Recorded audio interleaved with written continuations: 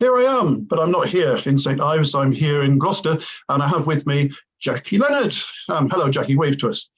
Hello. And tell us more about what we're doing in the moment, but I'll just give the headlines. We've been talking a fair bit offline about becoming, this whole thing about becoming better at anything, becoming better at anything we do, and that learning is the driver of becoming anything. So becoming expert, ultimately, if we ever get there, but expertise is a shifting beast, we never get there. So I'm already prattling on. You've got a much better and more clearly articulated idea of what you intend to cover in a relatively short time. What you got to say to us?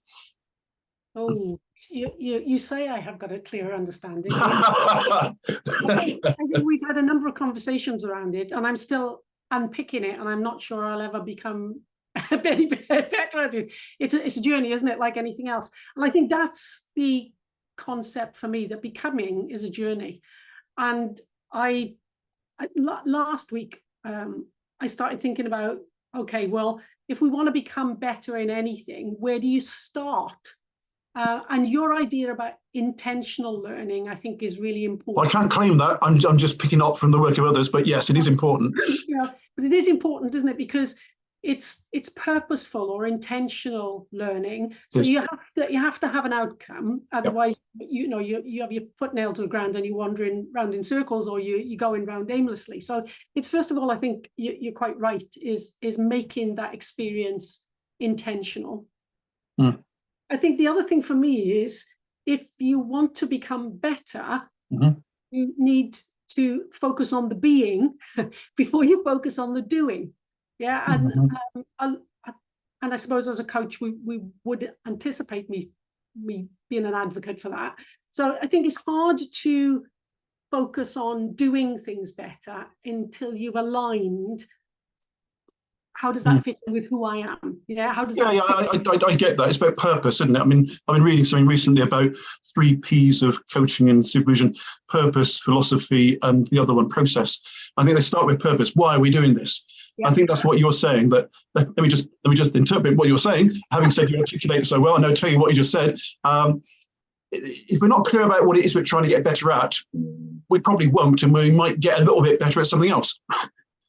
Yeah, and do you know what? And I think we are not always the right people. Oh, absolutely. To decide that, and that's why having a coach is really important if you want to become better. Because I know I've been a bit scattergun in what I've learned and how I've learned stuff in the past, and maybe wasted. I'm not sure I ever waste time learning. I think I'd like. Yeah, it doesn't come nicely packaged to say, "Here I am, just as you need me," does it? Yeah, absolutely. So I think sometimes you need that focus, don't you? And sometimes people can challenge you so that you understand whether that is actually the the best intervention or the best use of your time to get to where you want to go. So because otherwise, you're what you need to know is sometimes a blind spot. Well, absolutely. And we don't over-rehearse this, but in conversation we discussed earlier this week, we're not our best self-coaches, if you like. But you brought up intentional learning. I'm leaning somewhat on Matthew Syed's stuff here. Bounce is the classic book. It's behind me, and he is a wonderfully articulate, that word again, person. And he basically, as a top-level table tennis player, said, "Look, practice doesn't make perfect, but it makes permanent." And it's great to practice. 10,000 hours is out there, gets talked about a lot, is the number of hours as a broad brush approach that you need to get expert in anything, as if you ever do. And what he says is that you can practice, but you haven't got someone guiding that practice who's got the skills and the perception and the ability to guide you to where you need to be practicing, then your intentional learning could end up with nothing more than embedding poor practice. Yeah, it's that is the doing the same thing time and time again, expecting a different result, isn't it? or just thinking you're working on the right thing and no one's saying, "Oh, hold up there," because you ain't doing that right. Yeah. Oh, absolutely. I think you need that guide on the side. And in sport, I'm going to write that down.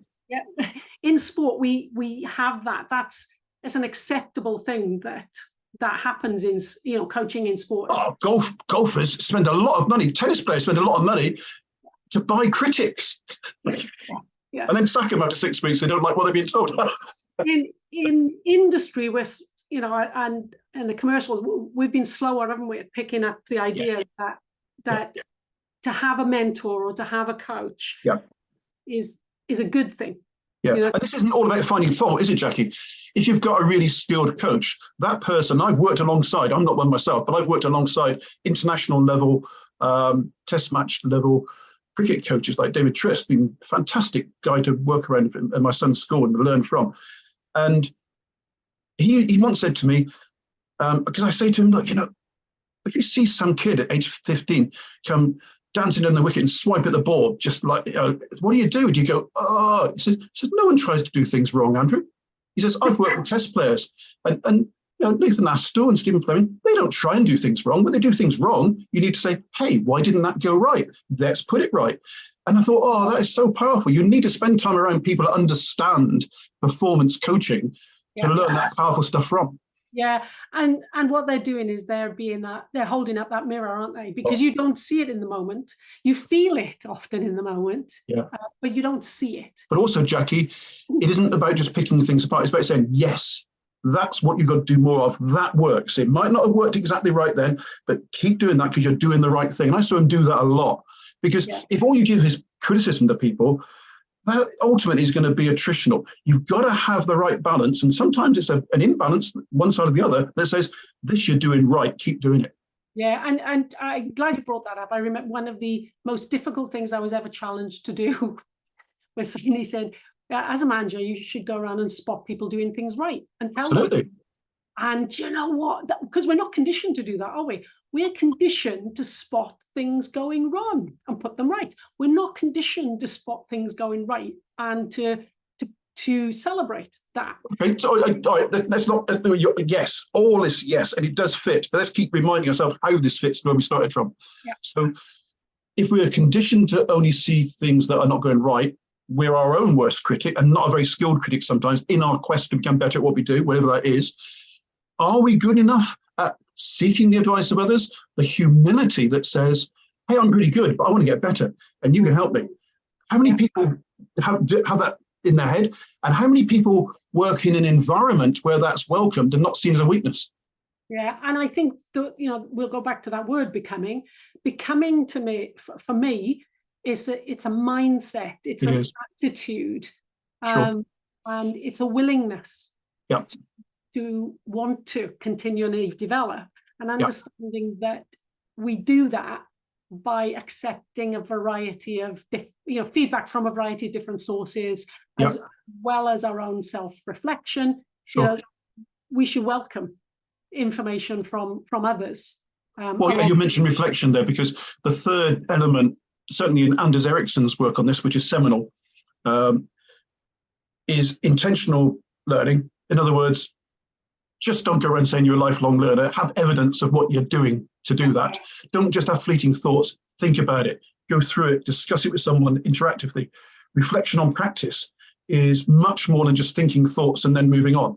So reflection on practice, intentional learning, skilled and focused support. Those are the three things that accelerate the rate at which we make the best use of experience. Because I'm tired of saying to people, experience is not a number. Experience is the value you gain from time. Yeah. And I've said this to you before, but I'll say it live and recorded here, that one of the biggest learnings for me came during COVID, when you and I started having these weekly calls, these weekly peer discussions, which we didn't we should have, because there was so many interesting but useful things that came out of that. Because what you did for me is you challenged my ideas of thinking, my ways of thinking, my perceptions about things, and because of your experience, you could signpost me to other bits of learning. If I sort of thought, oh, crikey, not thought of that before, I've not heard that, I could then go and we're doing all three things then, aren't we? If I can big myself and say, in that context, I'm the skilled and focused supporter, you've got the intention to learn, and we were reflecting on practice. So all three things are working in concert. The key thing I keep thinking about is that flat line. That flat line that's fixed is time. Yeah. The only thing that we can't change is time. And time and experience are two very different things. People who say they've got 15 years experience say, so what? What's the value you've gained from that? Is it 38 years, 312 or 4? Because that using that one-dimensional, flat, purposeless, meaningless measure of value, it doesn't work. You're just saying, yeah, time, all done, great, that's a lot of time. So what? Yeah. Well, and during that time, what have you done? Have you sat with your feet up, thinking about nothing, watching the visual volume? I mean, or have you actually used that time Absolutely to get you closer to whatever objective or outcome? Yeah, and going back to right at the beginning, if you're on a route to get better at something, if you're becoming better at something, the more clear you are about that, the more clear about your purpose and what it looks like to make progress. At least you ain't never going to arrive, because the point you're working towards has moved on. Yeah. What I was trying to get better at 15, 20, 25, 35 years ago, it's very different to what I'm trying to get better at now. So I'm never going to get there. We know that. It's a journey without arrival. All this stuff we've talked about. I think this is very, very powerful. I keep coming back to it. Intentional learning. In other words, just being in a job, just being in a day isn't enough. You've got to be saying to yourself, what am I getting from this? What am I learning from this conversation? What am I observing here in this competent person? What am I reading and retaining? Whenever it is the experiences, what value are you gaining from that? That's intentional learning. Yeah. And why is that important to you? Because as we go back to time. Why is it not important to you if you're not doing it? Well, Andrew, I'm sure like me, you've been on things, learning stuff that you already know, or you've been on stuff and thought, okay, I've just learned how I'll never do something. Yeah, sure. So it cannot just be about what am I going to do, it's about what I'll never do again. Right, well, there's another thing I want to throw in here, turn this into a 3-hour call. This is challenging stuff for an organization, because for all this talk about 70, 20, 10 and like, so it's waffle. Yeah, we got 4 or 5 headline organizations that do it. Well done, Charles Jennings. Get out there, do your conferences, telling people about them, but most don't. They're still running training courses, herding people on the chairs, telling them things. So organizations would say, yeah, okay, this place is making me feel a bit uncomfortable, because the last thing I want is 8,000 humans all taking a different path to each other in this organization. I'd much rather administratively, conveniently, herd them 30 at a time while they text slyly and just disappear when they can, because people have different, distinct, unique, and personal needs. They can contextual. Now, we in the learning industry have got to grow up and accept that, and organizations have got to grow up and accept that treating them all as average people and telling them all the same things don't work.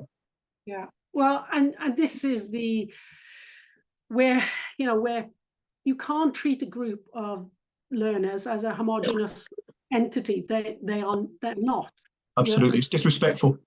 Yeah, and so I suppose if we're going to meet them somewhere, we have to meet them where they all are. And that's the biggest challenge ever, isn't it, as a learning professional, to go into a room of people, no matter how much you know about them in advance. Absolutely. Meet them where they are within that topic. Hello, you group of 38. I'm going to treat you all like individuals. Are you? How?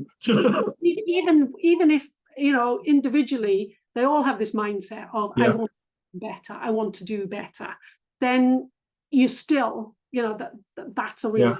If we raise an expectation in learners that they are unique and different people one to another, we've got a huge challenge of actually accommodating those expectations of us. Now, that's kind of for another time, but it's wrapped up in this, because this becoming journey is an individualized journey, a unique journey, and no two journeys are the same. We're throwing lots of stuff out there, and there's some rabbit holes to go down. I think we should call it a day, because we've done some good ground here, and I think there's some good stuff, and a lot of it, as ever, is emergent. We didn't know we'd come out with some of this, and that's the value of it sometimes. So I'm going to say thank you very much, and cheerio for now.